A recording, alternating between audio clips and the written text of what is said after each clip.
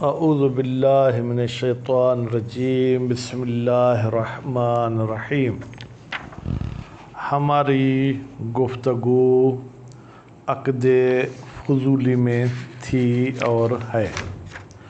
عقد فضولی کو ہم نے یہ کتاب سے پڑھا کہ وہ تب تک صحیح نہیں ہوگا جب تک اس کی مالک کی طرف سے اجازت نہ آئے۔ اب مالک کی طرف سے جو اجازت آئے گی اس اجازت کے بارے میں دو نظریں ہیں۔ بعض علماء اس اجازت کو کاشفہ مانتے ہیں، بعض اس کو ناقلہ مانتے ہیں۔ اب کاشفہ اور ناقلہ کا مطلب بھی آپ کی خدمت میں عرض کر چکا۔ کاشفہ ہونے پر 3 اعتراض کیے گئے ہیں، ان 3 میں سے آپ ایک جو ہے وہ کل پڑھ چکے۔ آج دوسرا اور تیسرا اعتراض کوشش کریں گے کہ پڑھیں۔ وہ دوسرا اشکال یہ ہے کہ اگر ہم تسلیم بھی کر لیں کہ اجازت جو ہے وہ شرط اصطلاحی نہیں ہے۔ کیوں؟ اس لیے کہ اگر شرط اصطلاحی ہوتی تو اس کا تو مشروط پر مقدم ہونا لازمی تھا، حالانکہ یہ مشروط سے مؤخر ہے۔ اور اسی طریقے سے ہم اجازت کو جزء سبب بھی نہ مانیں، بلکہ ہم کیا مانیں؟ ہم یہ مانیں کہ یہ اجازت جو ہے یہ ایک ایسا اثر پیدا کرتی ہے جس کی وجہ سے وہ عقد سابق جو ہے وہ سبب تام ہو جاتا ہے اور وہی مؤثر ہو جاتا ہے۔ تو کہتے ہیں کہ اگر ہم اس بات کو، آپ کی بات کو مانیں تو پھر اس کی ایک شاخ یہ بنے گی کہ صرف مالک کا راضی ہونا نتیجہ عقد پر، ٹھیک ہے، تو وہ ملکیت کا فائدہ دے گا۔ پھر تو اس کا مطلب یہ ہے کہ چاہے عقد ہوا ہو چاہے عقد نہ ہوا ہو، حالانکہ آپ اس قسم کی بات کو بھی نہیں کہتے ہیں، اس قسم کی بات کو بھی نہیں مانتے۔ کیوں؟ اس لیے کہ اس پر کوئی دلیل نہیں ہے۔ پس یہ اجازت حقیقت میں مالک کو عاقد کا قائم و مقام بنائے گی۔ تو اس اجازت سے پہلے جو عقد تھا وہ تو وہ عقد ہے ہی نہیں کہ جس کی وفا کرنا واجب ہو۔ جب اس کی وفا کرنا واجب نہیں ہے تو نتیجے میں عقد کا جو نتیجہ تھا وہ کون سا نتیجہ کہ ملکیت نقل ہو جائے، وہ بھی پہلے والے زمانے میں نہیں ہوگی بلکہ وہ اجازت کے بعد ہوگی۔ اور اسی طریقے سے یہ جو دلیل آپ پیش کرتے ہیں احل اللہ البیع، اللہ نے بیع کو حلال کیا ہے۔ بھئی کون سی بیع کو؟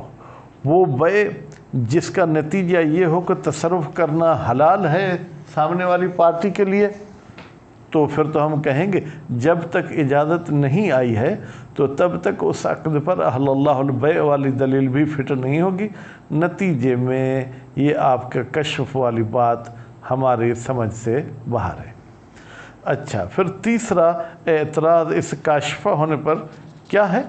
تیسرا اعتراض، پہلے تو کہتے ہیں چلیں ہم آپ کی بات مان بھی لیتے ہیں کہ کیا شارع نے مالک کی اجازت کی تصدیق کر دی ہے، یعنی شارع نے یہ کہہ دیا ہے کہ اگر مالک نے اجازت دے دی تو سابق عقد وہ جو ہے کیا ہے وہ ٹھیک ہو جائے گا اور اس پر عمل بھی کیا جائے گا۔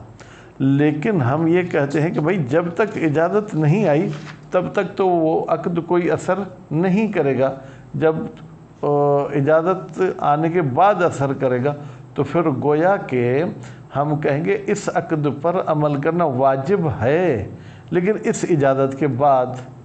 تو جب ہم اس اجازت کے بعد آ کے اس پر عمل کرنا واجب سمجھتے ہیں، اس میں جواز تصرف کے قائل ہوتے ہیں، تو پھر گویا کہ ہم کہیں گے کہ اگر اجازت سے پہلے ہی عمل کرنا واجب ہے پھر تو ہم ایک نقضی اعتراض آپ پر کریں گے کہ جب عقد کا ایجاب اور قبول ہوتا ہے تو جب شخص قبل تو کہتا ہے تو اس عقد کے مطابق قبل تو کے بعد عمل ہوگا یا ایجاب سے ہی عمل ہونا شروع ہو جائے گا؟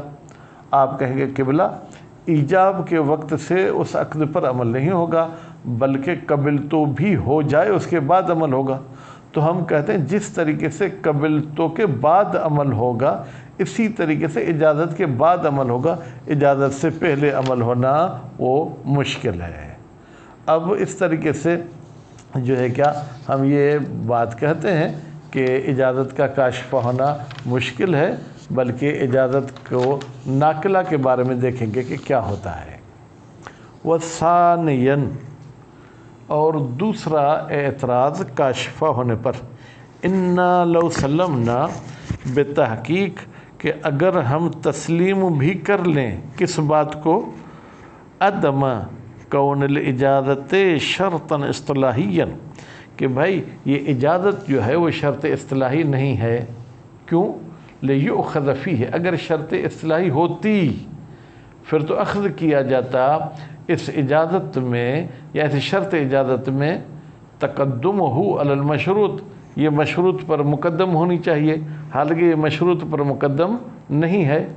और इसी तरीके से हम इसको जो क्या है वो जुज़ सबबी नहीं मानते हैं। व इन्नमा हिय मिनल मालिक बितहक़ीक़, कि ये इजाज़त मालिक की तरफ से मुहदसतुन लितासीर है, ये ईजाद करती है असर को। ठीक है, किस में असर पैदा होता है? फिल अक़द साबिक़, वो अक़द जो पहले हो चुका था। वह जाइलतुन लहू, और ये इजाज़त करार देती है उस अक़द को सबबन तामन, एक मुकम्मल सबब नक़ल इंतकाल के। हत्ता का अन्नहु वक़अ, गोया कि ये अक़द साबिक़ वाक़े हुआ था मुअस्सरन, पहले से गोया के असर कर रहा था। वयतफ़र्रउ अलैहि, तो अगर आप इस इजाज़त को मुहदसे तासीर मानते हैं तो फिर इसकी फ़र्अ होती है क्या? इन मुजर्रद रिज़ल मालिक, सिर्फ मालिक का राज़ी होना किस पर? बिनतीजतिल अक़द, अक़द के नतीजे पर। वो अक़द का नतीजा क्या होता है? आनी महज़ल मिल्किया, इस नतीजे अक़द से मैंने इरादा किया है खालिस मिल्कियत, मिन गैर इल्तफ़ातिन इला वक़ूए अक़दिन साबिक़, अक़द साबिक़ को हम कोई उसकी तरफ तवज्जो नहीं देते हैं। फिर तो लैसत बे इजाज़त, फिर तो भाई हम यूँ कहेंगे कि जब नतीजे अक़द को हम मद्देनज़र रखते हैं तो फिर ये गोया के उसकी इजाज़त देना इजाज़त नहीं है। क्यों? लिअन्न मानल अक़द, इसलिए कि अक़द की माना क्या है? जअलहु जाइज़न नाफ़िज़न माज़ियन, हम उस अक़द को जो है क्या है जायज़ माने, उस अक़द को नाफिज़ माने, उस अक़द को मादी माने। हकीकत में जायज़, नाफिज़, मादी तीनों का मतलब एक है, यानी उसको हम सही माने।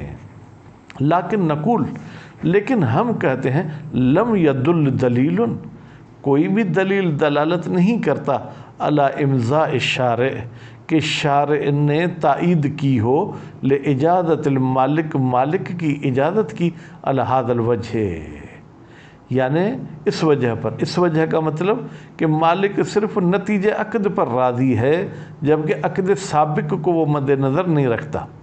लिअन्न वजूबल वफ़ाए बिल अक़द, इसलिए कि आप जो दलील पेश कर देंगे वाजिब है वफ़ा करना अक़द की या अक़द पर, तकलीफ़ुन, ये वजूब वफ़ा एक ऐसी ज़िम्मेदारी है या तवज्जुह इलल आक़िदैन, जो मुतवज्जह होती है, जिसका ताल्लुक़ होता है मुजिब व काबिल के साथ, का वजूबुल वफ़ा बिल अहद व नज़र।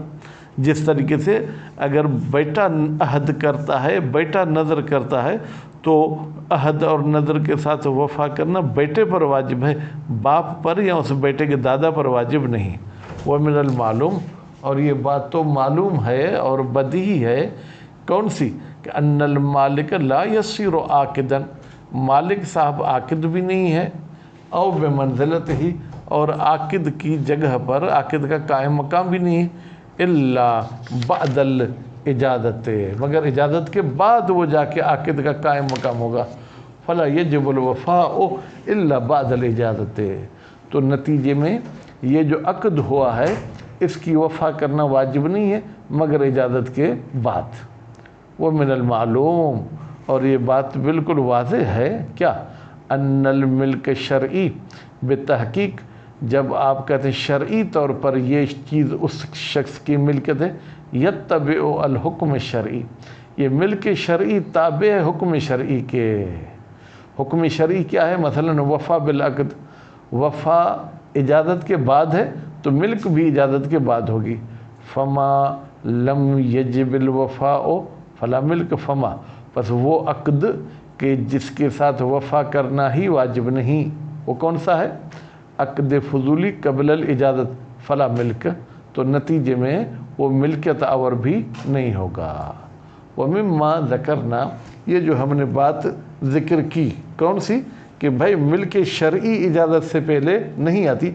युअलम, मालूम होता है, अदम सिहतल इस्तिदलाल लिल कश्फ, सही ही नहीं है इस्तिदलाल करना कि भाई इजाज़त काशफा है बेदलील वजूबिल वफ़ा बिल उक़ूद, इस दलील के साथ कि वाजिब है वफ़ा करना उक़ूद के साथ, बिदावा, उसमें आपने दावा ये की थी इन्नल वफ़ा बिल अक़द वल अमल बे मुक़्तज़ा, भाई अक़द के साथ वफ़ा करना और अक़द के तकाज़ा के मुताबिक अमल करना, इसका मतलब क्या? हुवल इल्तिज़ाम बिन नक़ल, कि आप पाबंद हो जाएं कि ये चीज़ें जो है क्या है, नक़ल हो जाएं, यानी जो मबी है वो मुश्तरी की तरफ नक़ल हो जाए, समन बाय की तरफ नक़ल हो जाए अक़द के वक्त। भाई अक़द इजाज़त से पहले उस पर वफ़ा करना ही वाजिब नहीं है। वह किस अला ज़ालिका, और तुम क्यास करो औफू बिल उक़ूद वाली आयत पर, किसको क्यास करें? मालौकान दलीलुल मिल्क, अगर मिल्कियत की दलील को करार दिया जाए उमूम अहल्लल्लाहुल बै, आप कहें कि अहल्लल्लाहुल बै बै फ़ुज़ूली को शामिल है, हम कहेंगे कि किबला इजाज़त से पहले असल बै बै नहीं है। फ़इन्नल मिल्क बितहक़ीक़, मिल्कियत का मतलब क्या है? मलज़ूमुन, मिल्कियत का मतलब यह है कि लिहिल्लियत तसर्रुफ़, कि आपके लिए इस चीज़ में तसर्रुफ़ हलाल हो। फ़क़ब्ल इजाज़त ला यहिल्लु तसर्रुफ़, बस इजाज़त से पहले तसर्रुफ़ हलाल नहीं है तो नतीजे में गोया कि वो बै भी नहीं है। खुसूसन, ख़ास तौर पर तसर्रुफ़ जायज़ नहीं होगा इज़ा उलेमा, जब मालूम हो अदम रिज़ल मालिक बातिनन, हमें बातिन से पता चला, अंदर ही अंदर से पता चला कि भाई वो बंदा जो है बातिनी तौर पर राज़ी नहीं है। औ तरद्दुदहु फिल फ़स्ख़ वल इम्ज़ा, या हमें पता चल जाए कि पता नहीं मालिक इस मामले को फ़स्ख़ करेगा या मालिक इस मामले की इम्ज़ा और तायद करेगा। वसालिसन, अब तीसरा एतराज़ काशिफ़ा होने पर, सल्लमना, फरमाते हम तस्लीम भी करते हैं किसको? दलालत दलील अला इम्ज़ा शारे, कि भाई कोई दलील आई है जो दलालत करती है कि शारे ने इम्ज़ा और तस्दीक कर दी है ले इजाज़तिल मालिक, मालिक की इजाज़त की, अला तिब के मफ़हूम है लुग़वी वल उर्फ़ी। अलबत्ता इसमें हम उस इजाज़त के मफ़हूम लुग़वी को भी देखेंगे। मफ़हूम लुग़वी क्या था? कि मालिक मज़मून अक़द की इजाज़त देता है, वल उर्फ़ी, और उर्फ़ी भी इजाज़त की माना को हम देखते हैं। आनी, वो उर्फ़ी माना क्या है इजाज़त की? जअलल अक़द साबिक़े जाइज़न माज़ियन, कि भाई करार दिया गया है अक़द साबिक़ को जो फ़ुज़ूलतन वाक़या होता है वो जायज़ भी है और माज़ियन यानी वो जारी भी होगा। बेतक़रीब अन युक़ाल, उसमें इस्तिदलाल यूँ किया जाएगा कि कहा जाए इन मअनल वफ़ा बिल अक़द, कि भाई अक़द के वफ़ा की माना क्या? अल अमल बे मुक़्तज़ा हो व मुअद्दाहुल उर्फ़ी, कि अमल किया जाए अक़द के तकाज़ा और अक़द के मतलब पर, अल उर्फ़ी जो उर्फ़ लेता है। फ़दस्वारल अक़दो बिल इजाज़त का अन्नहु मुअस्सिरन मादियन, तो फिर तो हम देखते हैं कि ये अक़द इजाज़त के साथ मुअस्सिर वाक़ होता है मादियन, और ये फिर उसमें जो है गोया कि नाफिज़ भी होता है। तो कान मुक़्तज़ल अक़दिल मुजाज़ उर्फ़न, तो हो जाएगी उस अक़द की तकाज़ा जिसकी इजाज़त दी गई है उर्फ़ में, तरत्तुबुल आसार मिन हीनिल अक़द, कि भाई फिर तो अक़द के वक्त से ही उस पर आसार मुतरत्तिब हों। व यजिब शरअन अल अमल बिही अला हाज़ल वजह, پھر واجب ہے شرعی طور پر کہ عمل کیا جائے عقد پر اس وجہ کے ساتھ. اس وجہ کے ساتھ یعنی کیا؟ یعنی ہم اس کی معنی عرفی اور معنی لغوی کو دیکھیں. لیکن نقول، لیکن ہم کہتے ہیں بعد الاغماض، گویا کہ ہم آنکھوں کو بند کر لیتے ہیں اس بات سے ان مجرد کون الاجازت، بتحقیق صرف اجازت کا ہونا. اس کا مطلب بمعنی جعل العقد سابق جائزا نافذا، کہ بھائی جو عقد ہو چکا تھا وہ جائز اور نافذ ہوگا. لا یوجب کون مقتضی العقد و مؤداہ العرفی. لا یوجب خبر کس کی؟ ان مجرد کون الاجازت لا یوجب، صرف اجازت کا ہونا سبب نہیں بنتا کون مقتضی العقد، کہ ہو جائے عقد کی تقاضا، ہو جائے عقد کا جو ہے کہ مؤدائے عرفی ترتب الاثر من حین العقد. ہم کہتے ہیں عقد کے وقت سے اس پر اثر مترتب نہیں ہوگا. بھائی اس کی کوئی مثال دے سکتے ہیں؟ جی ہاں، کما ان کون مفہوم القبول، بھائی قبول کے مفہوم کا ہونا کیا ہے؟ رضن بمفہوم الایجاب، قبول کا مفہوم یہ ہے کہ آپ اس ایجاب کے مفہوم پر راضی ہیں. وامضائہ لہو، اور قبول کرنے والا تائید کرتا ہے لہو اس ایجاب کی. لیکن لا یوجب ذالک، یہ قبول مفہوم کے رضایت پر سبب نہیں بنتا ذالک کہ ترتب اثر بھی ہو. حتی یکون مقتضی الوفاء بالعقد، یہاں تک کہ عقد کے تقاضا والے وفا کا مطلب ہو ترتیب الاثار من حین الایجاب. بھائی جیسے ہی ایجاب ہوا تو اس وقت سے آپ اس عقد کو نہیں کہہ سکتے ہیں کہ یہ نقل ملک وغیرہ کرے گا. فتعمل، اس میں آپ غور کریں. اب فتعمل کا مطلب کیا ہے؟ فتعمل کا مطلب یہ ہے جیسے قبول کرنے سے آپ نہیں کہہ سکتے کہ ایجاب کے وقت سے ہی عقد کے مطابق عمل ہوگا، اسی طریقے سے اجازت والی صورت میں بھی اجازت سے پہلے عقد کے مطابق عمل نہیں ہوگا. اذ ھذا المعنی علی حقیقت غیر معقول، اس لیے کہ یہ معنی اپنے حقیقت کے لحاظ سے غیر معقول ہے. کیا؟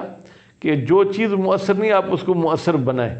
لأن العقد الموجود علی صفت عدم تاثیر، اس لیے کہ عقد تو موجود تھا فضولی والا، لیکن وہ اس طریقے سے موجود تھا کہ وہ اثر نہیں کرتا تھا. یستحیل لحوق صفت تاثیر لہ، بھائی جب تک اجازت نہیں تھی تو وہ مؤثر نہیں تھا. اب اجازت کے بعد آپ اس غیر مؤثر کو مؤثر بنائیں، یہ بات جو ہے ٹھیک نہیں ہے. یستحیل لحوق صفت تاثیر لہ لاستحالت خروج شیء اما وقع علیہ، اس لیے کہ محال ہے کہ ایک چیز خارج ہو جائے اس بات سے جس پر وہ واقع ہوئی تھی. عقد فضولی واقع ہوا تھا عدم تاثیر پر، اب عدم تاثیر سے وہ خارج ہو کے مؤثر بنے، یہ نہیں ہو سکتا. فَإِذَا دَلَّ الدَّلِيلُ الشَّرْعِي، جب دلالت کرتا ہے دلیل شرعی کس بات پر؟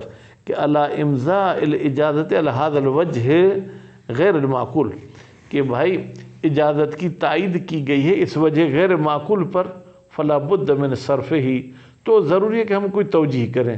بدلالت الاقتضاء، دلالت اقتضاء کے ساتھ. دلالت اقتضاء کس سے کہتے ہیں؟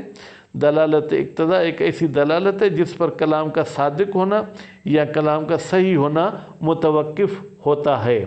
الی ارادت معاملت العقد بعد الاجازت، پھر ہم کہیں گے گویا کہ شارع نے ارادہ کیا ہے کہ یہ عقد اجازت کے بعد قابل عمل ہوگا.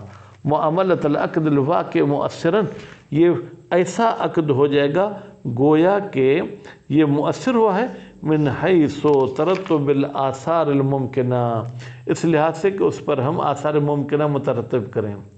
فَإِذَا أَجَازَ الْمَالِكُ، پھر جب مالک صاحب نے اجازت دی، حکم نہ، تو پھر ہم حکم لگائیں گے بے انتقال لے نما المبی، کہ منتقل ہو جائے گا مبی کے فائدے جو اس سے حاصل ہوئے ہیں عقد کے بعد مشتری کی طرف.